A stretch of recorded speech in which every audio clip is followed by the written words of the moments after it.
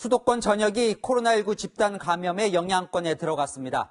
오늘 79명이 확진 판정을 받았는데 그중 67명이 서울을 포함해 부천, 고양, 부평 등 수도권에 몰려 있습니다.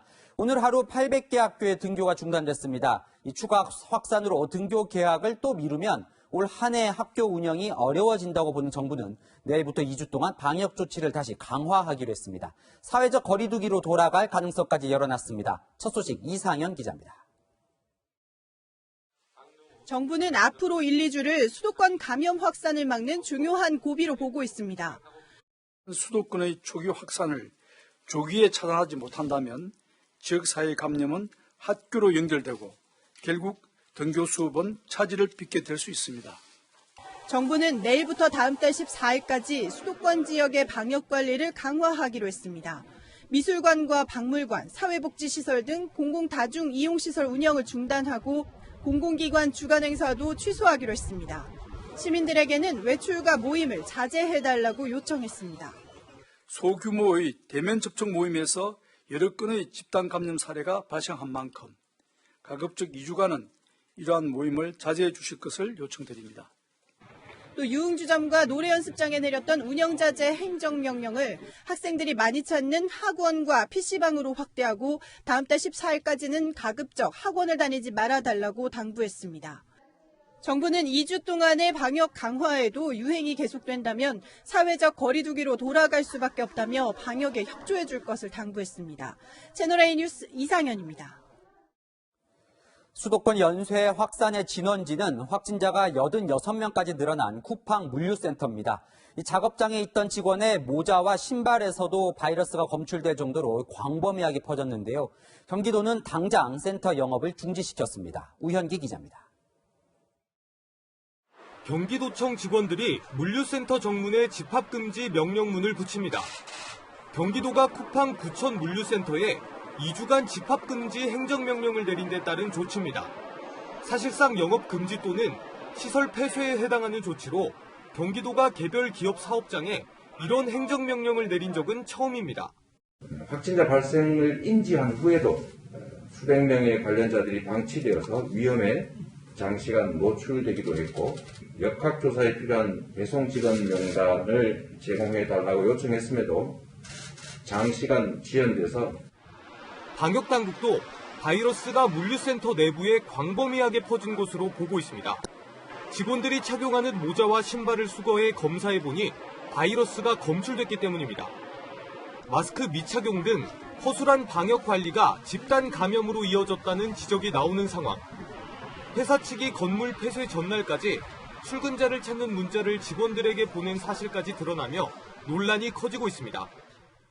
이런 가운데 부천에 이어 경기 고양시 쿠팡 물류센터도 폐쇄됐습니다.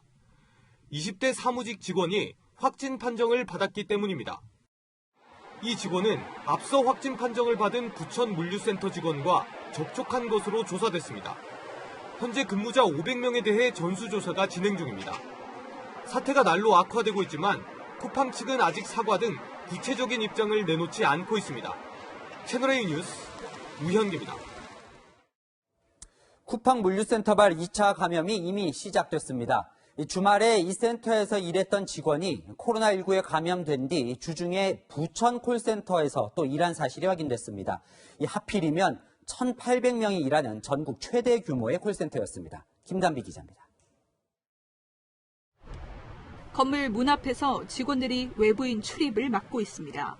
혹시 방역 몇 시까지 하는지 좀 알고 싶은데. 네, 저희가 알려드릴 수 없고요. 그럼 직원들은 다 빠져있는 건가요? 이 건물 7층 콜센터에서 일하는 20대 상담원이 그제 확진 판정을 받았습니다. 이 직원은 지난 주말 부천 쿠팡 물류센터에서 아르바이트를 한 것으로 조사됐습니다. 다음 날인 월요일 사무실에 출근했다 이상 증상을 느꼈고 검사 결과 양성이 나왔습니다. 이 건물에는 전국 최대 규모의 콜센터 기업이 입주해 있는데 근무자가 1,800명이 넘습니다. 방역당국은 이들에 대한 전수조사를 진행 중입니다. 인천 부평 콜센터에서도 확진자가 나왔습니다. 역시 주말 동안 부천 쿠팡 물류센터에서 부업을 한 40대 여성입니다. 이 여성은 검사를 받고도 콜센터에서 근무했던 것으로 드러났습니다. 동료 1명이 추가로 확진 판정을 받았고 상담원 130명에 대한 전수조사가 진행 중입니다. 이 밖에도 서울 KB생명보험 콜센터에서는 8명의 확진자가 발생해 비상이 걸렸습니다. 접촉자에 대한 검사를 진행하면서 인접한 분들 중에 확진자가 나오고 그러면서 전체적으로 콜센터 종사자 전체를 일단 조사를 지금 시작을 한 그런 상태입니다. 자칫 제2의 신도림동 콜센터 사태가 재발하는 것 아니냐는 우려가 나옵니다. 채널A 뉴스 김담비입니다. 서울 성동구 한 음식점에서도 확진자가 20명 넘게 나왔습니다. 음식점 직원, 손님, 가족까지 번졌는데 이 경로를 쫓아가 보니 7차 감염 사례까지 나왔습니다. 김철웅 기자입니다. 오리고기 전문 식당이 문을 닫았습니다. 식당 입구엔 영업 중단을 알리는 안내문도 붙었습니다. 지난 10일 경기도 부천 돌잔치에 참석했던 이 식당의 직원이 확진 판정을 받은 겁니다. 식당 직원과 손님은 물론 확진된 손님이 다녀간 또 다른 식당의 손님과 가족까지 확진 판정을 받으면서 관련 확진자만 22명으로 늘었습니다. 인천 학원 강사로부터 시작된 7차 감염 사례도 나왔습니다. 7차 전파까지 이어지는데 단 19일밖에 걸리지 않았습니다.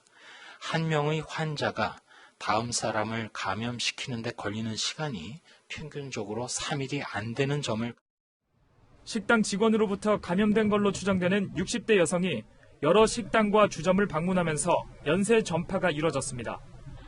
음식점을 중심으로 집단 감염이 발생하면서 주민들의 불안감도 커지고 있습니다. 음식점에서는 이제 마스크를 쓸 수 없는 입장인데 불안함이 이제 크겠죠. 음식점에서 이제 걸려가지고 이제 퍼지는 사람들이 좀 많이 늘어나고 있는 추세이기 때문에. 성동구는 관내 초등학교 15곳과 유치원 16곳의 등교 수업을 연기했습니다. 채널A 뉴스 김철웅입니다.